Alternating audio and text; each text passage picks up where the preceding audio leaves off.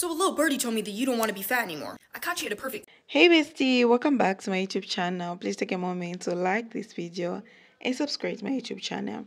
Bestie, today we're going to talk about the best fat loss advice from former fat women. So I've put the stitches together so that you watch. I'll be back, share my 2 cents. So a little birdie told me that you don't want to be fat anymore. I caught you at a perfect time, okay? I'm going to drop some fat loss tips that you can implement right now. Now, if you like being fat, go ahead and scroll. Yeah, this video is not for you. Number 1, you are going to start right now. Okay, the best time to start your weight loss journey was yesterday. The second best, right freaking now. Don't hit me with the no, Monday, January 1st. No, you're just procrastinating. Stop procrastinating. Just start right now. Right motherfreaking now. Number 2, stop drinking your calories. Okay, you have to be in a calorie deficit to lose weight. Rocket science, I know. I'm just telling you what's going to make your caloric deficit easier. By the way, again, 1% taste. You're giving up 1% taste for 100% calories. Those calories can be spent elsewhere. Think about your calorie bracket as a budget. This is what we call opportunity cost. Yes, you're giving up 1% taste for those calories. That's the opportunity cost. That's the sacrifice. The problem with people that are living in a gluttonous state is they're not used to giving up anything. They want their cake and they want to eat it too. Sorry, baby, don't work like that. Sacrifice is required. It just is what it is. You have to eat less than your body burns. You are going to be uncomfortable. You only have so many calories in a day, so stop wasting them on stupid things. Don't drink your calories. My last tip, for the love, buy a freaking food scale and start tracking your calories accurately. How do you know if you're in a calorie deficit? You don't, okay? Don't tell me, I just want to intuitively eat. You have intuitively ate to 300 pounds. Okay, it's time to dial it back. Learn what a calorie is. Oh, I'm trying to eat X amount of grams of protein per day. How do you know that? Do you weigh your food in grams? No, you don't. You don't know what the hell you're eating or what you're even talking about. Educate yourself on what actual portion sizes are. So what does these things actually look like? How much does 50 grams of protein actually look like? How much does 1,500 calories actually look like? Count these things. Weigh your food. You don't have to do it forever, but do it to educate yourself. You know what? I took a break from weighing my food for, a good 6 months, and then I weighed my food for the first time this morning. Wow, am I shocked? Wow, am I shocked? I ballparked my calories. You want to know how far off I was? I was off by 300 calories. Yeah, that's how you accidentally put on 50 pounds. So, this got a little bit longer than I wanted it to, so if you want more videos like this, let me know. I actually don't know what you're waiting for. Go ahead and get started right now. Okay, here's my motivational power. Motivation, start. Here are the top 3 reasons why you should be prioritizing sleep on this fitness journey, especially if it's for fat loss and weight loss. Listen all the way up. Number 1, and I don't know about you, but I'm coming from being nearly 300 pounds my entire life, and the longer I stay up, the more I eat. Every hour I stay up, I'm thinking about a little nibble here and there, a little nibble here and there, or I can just go grab this right quick. I know that's just me, and I find myself to be a lot more healthier these days, and I still do the same thing. That's why I go to bed at night. So if you're telling me I do it and you don't, that's crazy to say. I know that when you stay up, you are likely eating or nibbling. Even if you think it's healthier, you can still easily be digging yourself out of a calorie deficit, which is going to make it so hard for you to drop weight and fat. You got to go to bed at night so you're not overeating. The longer you stay up, the more you eat. That's just what it is. Your windows are still open for eating because you are not cutting yourself off when it comes down to that food. Let's be so for real. Number 2 on why you should be prioritizing sleep, because what happens is when you get the proper rest, you can wake up and perform at your very best self. People ask me all the time, how am I able to get 20,000 steps per day, do 60 minutes of cardio and a workout more days than not? It's because I go to bed at night. I don't have to have flat out rest days where I'm just laying flat, no steps, no walk. No. I go to bed at night, so I'm able to get up and move my body 7 days a week. I get 6 to 8 hours of sleep every single night. That way I can perform at my best self. I can be most effective and most efficient. And number 3 on why prioritizing sleep is most important, especially for fat loss and weight loss, you burn more fat when stress levels are lower. That's just what it is, sis. Poor sleep spikes your cortisol levels, which leads to more belly fat storage. Go to bed. More belly fat storage, stronger cravings, less willpower is all held open in them late nights in that poor sleeping schedule. Good sleep helps your body use fat for fuel instead of just holding on to it. So I want to encourage you to go to bed at night, sis. Stop staying up late all night. Make a schedule that makes sense for your lifestyle and make it realistic for your lifestyle that you're getting ready to change so you can drop this body fat and this weight. I hope this video gave you some insight on why prioritizing sleep is super important. And if it did, I want you to comment a heart below. Let me know you're going to get your sleep schedule together and let's get it. Let's go. Because we don't gatekeep here on Skinny Talk, I wanted to share the 3 things that have helped me lose weight. The girlies were right. It's in the walks. I was resistant to it. I've always been a runner, and I felt like if running wasn't doing it for me, how could walks? But it's in the walks, and I'm walking 4.5 to 5 miles a day now, and I'm way more consistent with it.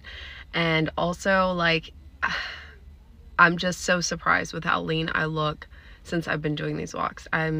It's annoying because I really didn't think that that's where it was at, but it is. The second thing is I've been taking inulin fiber, and I didn't realize that a lot of my gastrointestinal issues were apparently from lack of fiber, because I've been pooping way better ever since I did that. And the third one is not overeating. It really just comes down to not overeating and waiting for hunger. And then even when you do eat, and I eat whatever I want, like I'm not no sugar girly, I'm not no carbs girly, like I literally eat whatever I want, but I just don't overindulge and I just don't overeat, and it has made such a big difference. So anyway, we don't gatekeep. So those are the 3 things that have helped me lose weight. I have not weighed myself, but I can tell you that I'm at least 2 sizes down, and who knew? Who knew it would be that simple? Lose weight. Here's how I lost 15 kgs this year without losing flavor, because I refuse to eat like a sad Victorian child.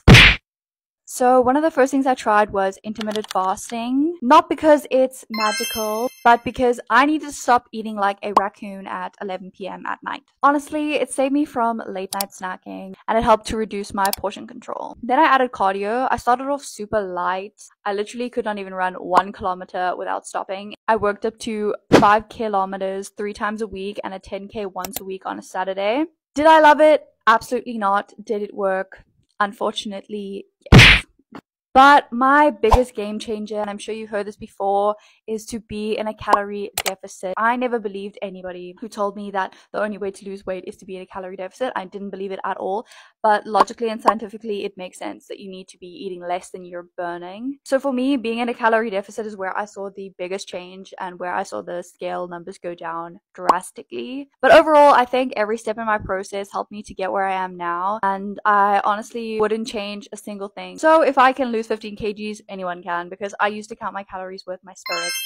Anyway, until next time, lots of love. If you want to learn how to speed up your metabolism, you need to be building muscle. So I've gotten a million comments asking me to drop the workout routine, drop the workout routine, drop the workout routine. However, I feel like when I do drop it, you guys aren't going to like it. You're going to be like, I don't want to hit upper body. It's going to make me bulky. I don't want to lift weights. I don't want to get muscular. I just want to lose weight and tone my body. Well, girly papa, let me tell you, the more muscle that your body has, the faster your metabolism will be. Weightlifting, cardio, and calorie deficit. If you stick to those 3 things for the next couple of months consistently, and you hold yourself accountable, trust me when I say this, you will be unrecognizable. Don't overcomplicate weight loss. I'm going to start filming my workouts and going more in depth just so that you guys have all the specifics. But for now, I'm just going to give you this. I have a 5-day workout split. 3 leg days, 2 upper body days. My first leg day, I focus specifically on quads. Then I have a back and biceps day. And then I have a glutes and hamstrings day. And then I have a chest, shoulders, and triceps day. And then I have a glute focus day. That's my 5-day split. I do cardio 3 days a week. But I will do another video going more in depth and more specific. So if anybody has any questions, please let me know.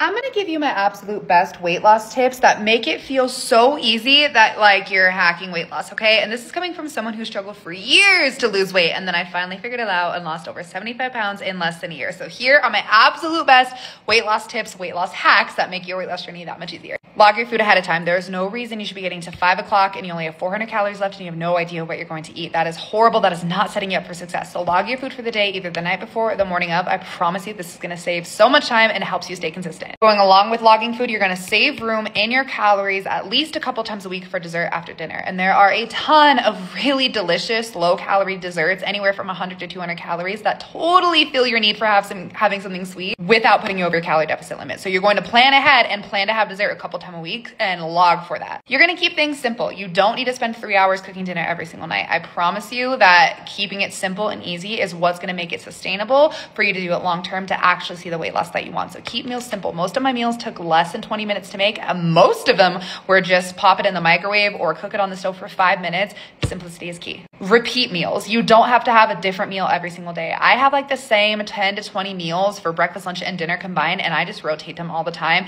It does get boring, it does get repetitive, but it makes it that much easier to stay consistent, easier to log. I know I already like it, easy to make, and it helps keep it sustainable, which is the key to weight loss. Drink so much water. Seriously, before each meal, right when you get up for the day, just drink so much water. It helps keep you hydrated, it helps with weight loss, it helps keep you full. Just drink your water. Progress photos and progress videos from day one, and often after, because the scale will stall and will fluctuate and will go up, and you're going to get frustrated with progress, but progress photos and progress videos are so helpful for seeing how far you truly have come. Walking, go on walks. You don't need a gym membership. You don't need a strength chain. You don't need weight sets. And those are great. Trust me. If you want to, go for it. But if you're really struggling with just moving your body at all, go with walking. I walked almost every single day on my postpartum weight loss journey. I did not go to the gym. I did not strength train. I walked, and that's what helped me lose those 75 pounds. And I can't be more grateful for walking. Low calorie swaps as often as you can. Opt for the low fat version or the sugar-free version. These will save you hundreds of calories, and most of the time they don't sacrifice flavor.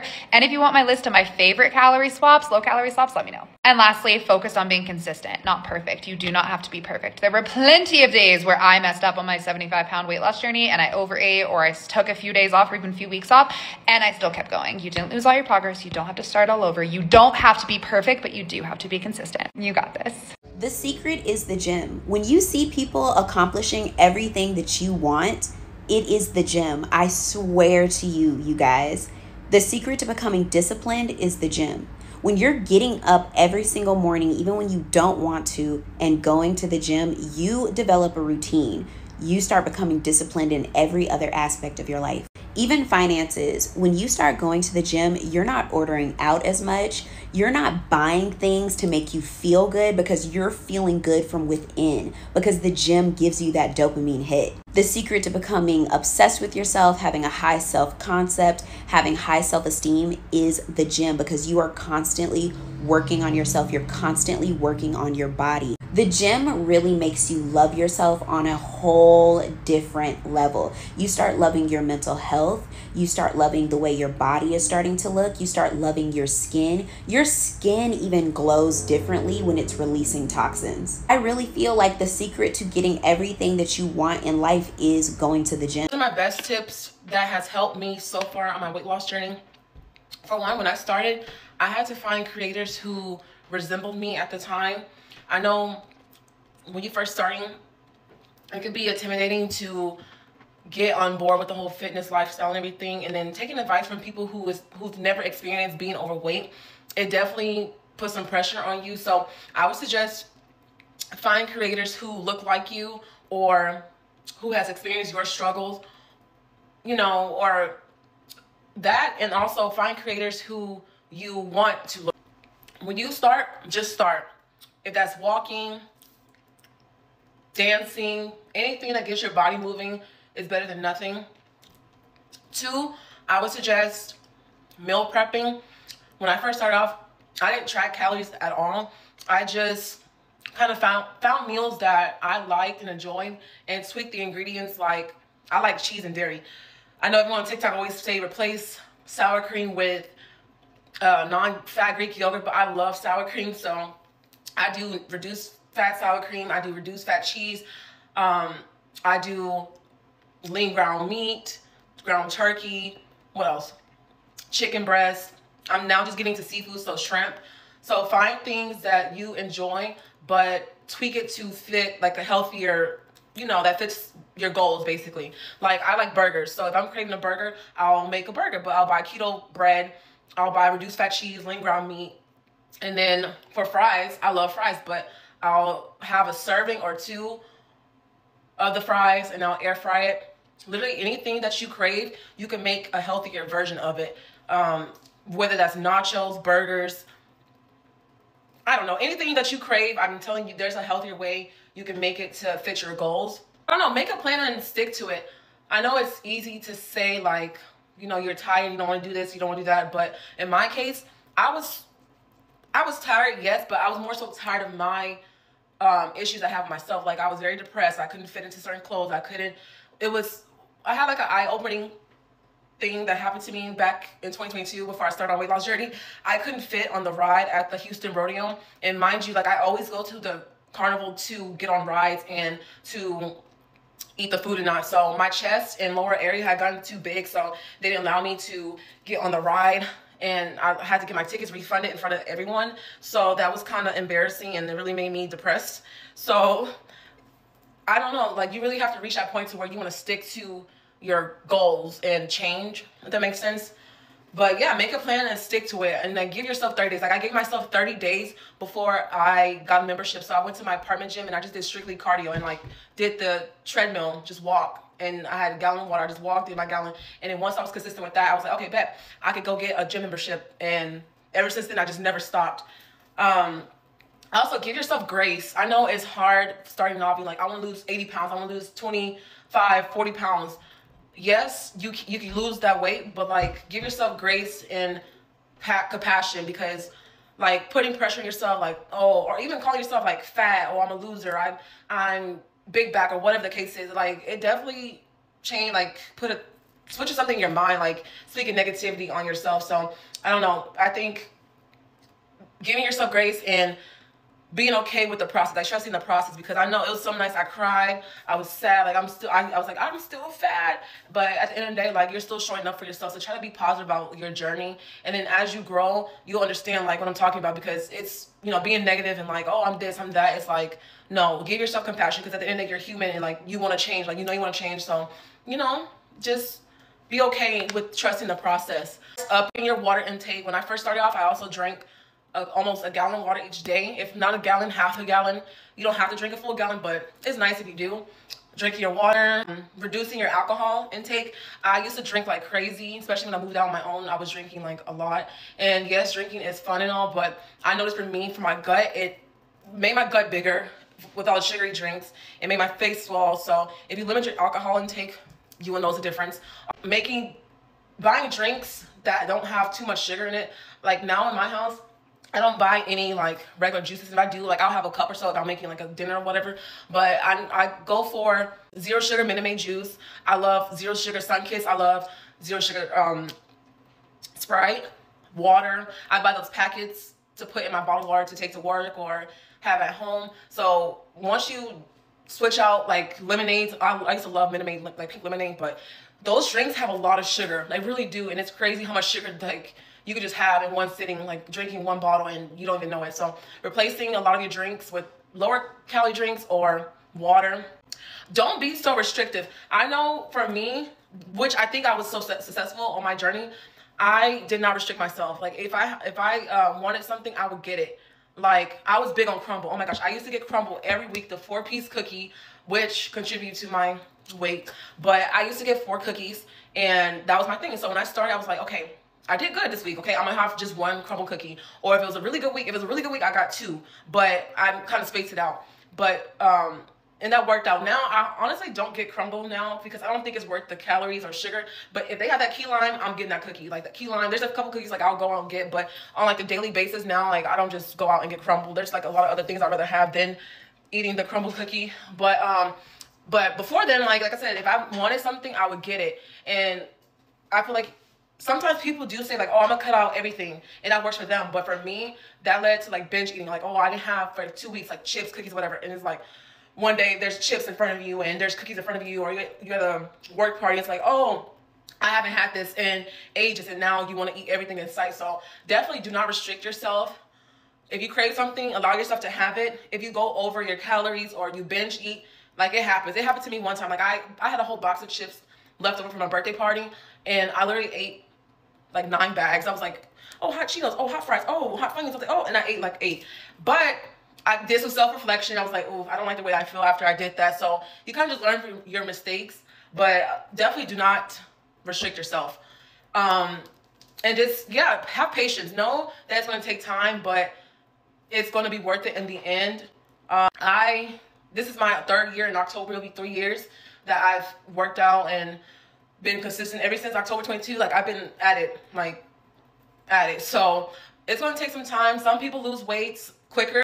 You girls have been asking, so I am going to deliver. My name is Mel. I'm 30 kilograms down in my fat loss journey. I started at 120 kilograms for 5 best weight loss tips. So let's get into it. Number 1 is do not start your fat loss journey straight away in a deficit. I want you to track your food to figure out what your current maintenance calories are. Maintenance calories means you are staying the same weight on the scale, but you are slowly increasing your food, or you are slowly decreasing your food until your weight starts to maintain. This is super important because if you are anything like me, someone who has a history of yo-yo dieting, people like us have only ever done two things, which is eat in a surplus and eat all the food and binge eat and gain weight, or heavily restrict and cut all the food groups out and lose weight really fast but crash and then revert straight back up to the top. Number one tip is find your maintenance calories. My second best tip is increase your quality of food and increase your protein intake. Let's compare two people. Person A, which was Mel at 120 kilograms, she would eat takeout food every other day, if not every single day. She would have alcohol in the week, she would have chocky, she would have her chips, she would have all the cheese boards. She could probably eat 3, 4, 5,000 calories in a day without batting an eyelid because that food was extremely palatable and super high in calories. Compare that to a person who's having whole foods, whole grains, fruits, vegetables, and lean protein. Or this person is going to find it very hard to eat the same amount of food as Mel did at 120 kilograms, right?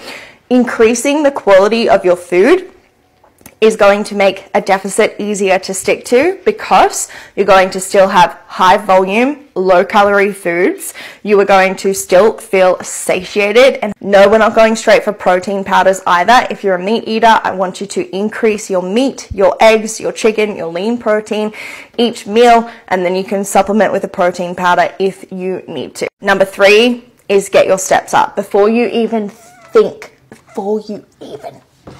about running or doing any sort of cardio, I want you to get your steps up. If you're someone like me at 120 kilograms who barely moved, I think at most I probably hit 3,000 steps a day.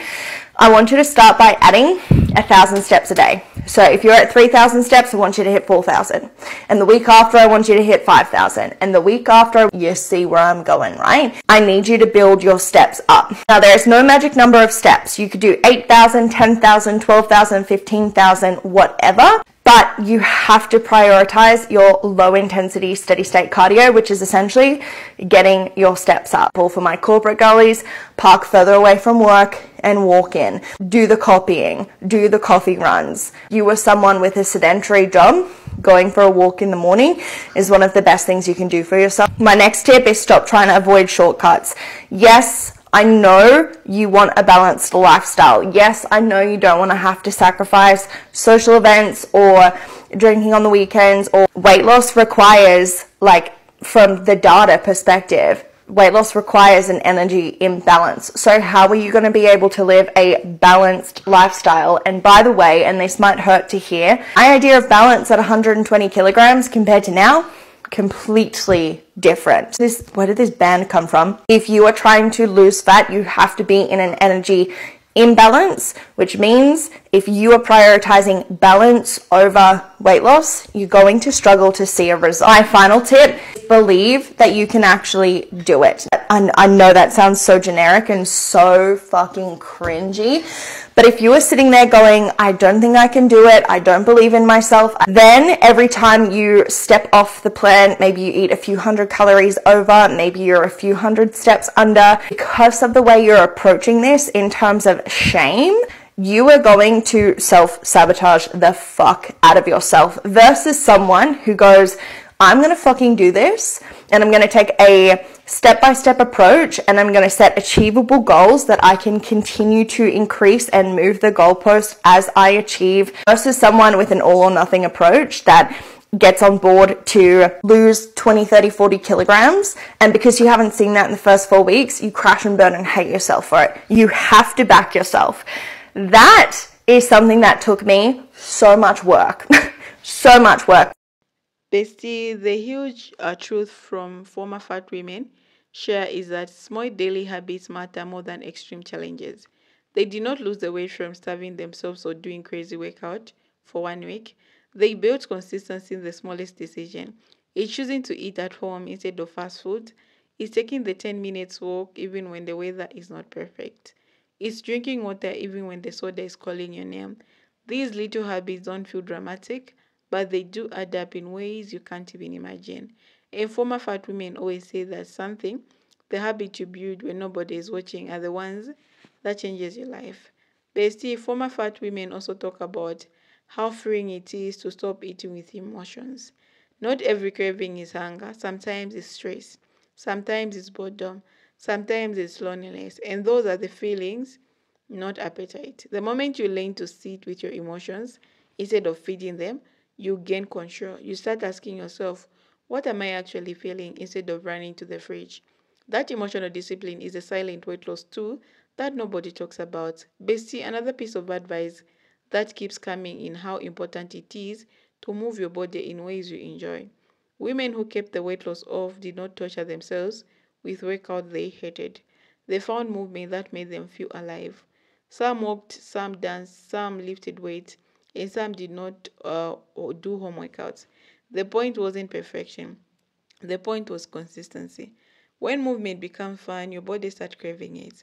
And when you start feeling proud of what your body can do, not ashamed of how it looks like. Former fat women also say that one of the biggest shifts happens when you stop rewarding yourself with food. You start rewarding yourself with self care, with clothes that fit your new body, with alone time, with race the experience. You break the habit of turning food into a celebration or coping mechanism. You learn to use food for fuel, not comfort, and that's when the weight loss truly begins to melt off. Another truth they share is the importance of controlling your environment. When you keep junk in the house, you're making your journey harder. You don't need superhuman discipline. You just need to stop putting temptation in front of you. Former fat women say, like, you have to keep your kitchen from being an unhealthy snack is one of the quickest way to create discipline without suffering. When your environment supports you, your decision become easy. Former fat women also mention that scale is not your enemy, but also not the boss. They learn to stop weighing themselves daily and obsessing over the scale. Instead, they focus on how they clothes fit, how their energy improved, and how their body changed. They learn that fat loss is not linear. Some days you wake up, some days we are down, but the overall trend is what matters. Consistency beat perfection every time. Another powerful lesson they share is that you have to stop caring what people say. During their journey, people mock them, judged them, doubted them, even tried to discourage them. But they did not do it anyway. And that's the enemy or the energy you need because your transformation is not for them, it's for you. Former fat women talk about how liberating it is to stop living for others people's opinions and start living in your own truth. They also talk about plateaus, how normal they are when you hit a plateau. It doesn't mean that you're doing it is not working, or it means your body is adjusting. And instead of giving up, you push through. You change one small thing, maybe add a little bit movement, or just you're eating on window and the weight loss start moving again. Patience is part of the process, and former fat women understand that better than anyone. Another thing they say is that you don't need to announce your weight loss journey to anyone. You don't need validation. You don't need applause. Move in silence. Clean. You have to eat clean when body is watching. Take your walks by yourself. Wear those loose clothes until the results speak louder than your words.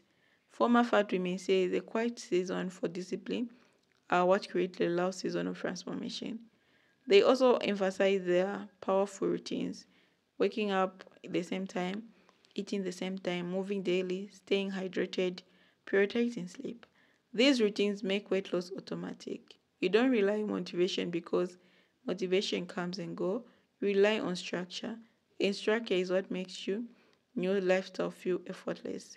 Former fat women also talk about the importance of forgiving yourself. You will sleep, you will overeat, sometimes you will skip a workout, but instead of beating up yourself, you get back on the track. They learn not to